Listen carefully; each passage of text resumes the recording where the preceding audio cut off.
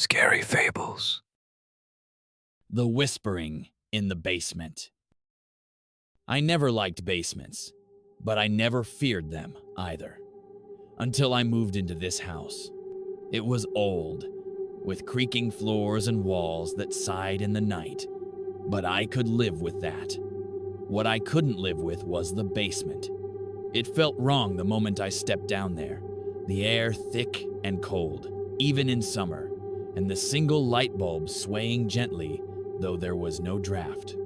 I tried to ignore it, but at night, I would hear it.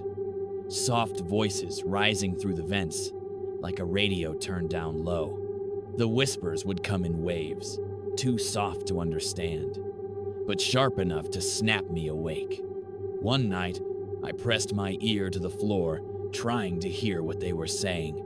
It sounded like dozens of voices, layered and echoing, as if they were standing right under the floorboards, chanting in a language I didn't recognize.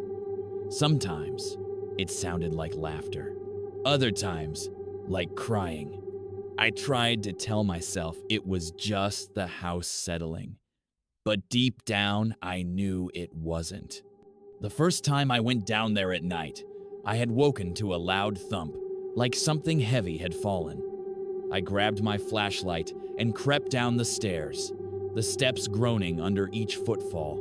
When I reached the bottom, the air was ice cold, my breath fogging as I swept the light across the basement. There was nothing there, but the moment I turned to leave, I heard it, right behind me. "Don't go." I spun around, the light trembling in my hands, illuminating nothing but shadows and the old furnace. But the whisper came again, closer. "Stay." I ran, stumbling up the stairs, slamming the door shut and shoving a chair under the knob. I didn't sleep that night, jumping at every creak, every sigh of wind against the windows. The next day, I tried to convince myself it was a dream, that I hadn't heard anything. But as dusk fell, the air in the house grew heavy, pressing against my chest like a warning. That night, the whispers returned, louder, more insistent, crawling up the walls and into my room. "Come back." I tried blasting music to drown it out, but the whispers rose above it, their cold breath brushing against my ears no matter how loud I turned the volume. I decided to record the basement, setting up my phone to capture whatever was down there. I left it overnight, trying to sleep while the voices called to me, pulling at the edges of my mind. The next morning, I found the phone on the kitchen counter. Screen cracked, battery dead. I don't know how it got there. When I charged it and played back the recording, all I heard at first was the hum of the furnace. Then, the whispers started, soft at first, growing louder until they became screams. My name. They were screaming my name. And under the screams, I heard something else. Wet, heavy footsteps sloshing across the floor, stopping right in front of the camera.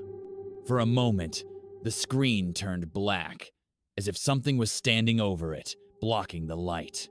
Then, clear as day, a voice whispered, "Open the door."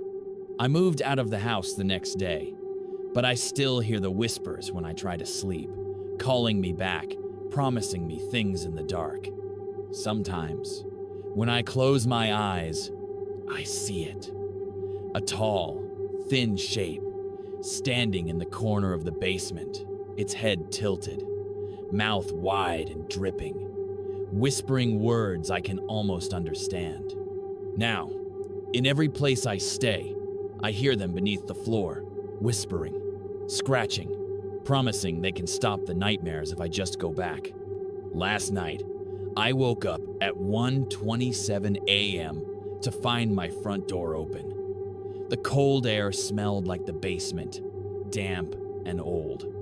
And there, at the end of the hallway, I saw a dark shape waiting, its mouth opening and closing, letting out a soft, familiar whisper. "Come back." Another scary fable told. another night survived. For daily eerie stories and unsettling fables, like, subscribe, and turn on your notifications so you'll be ready for tomorrow's tale.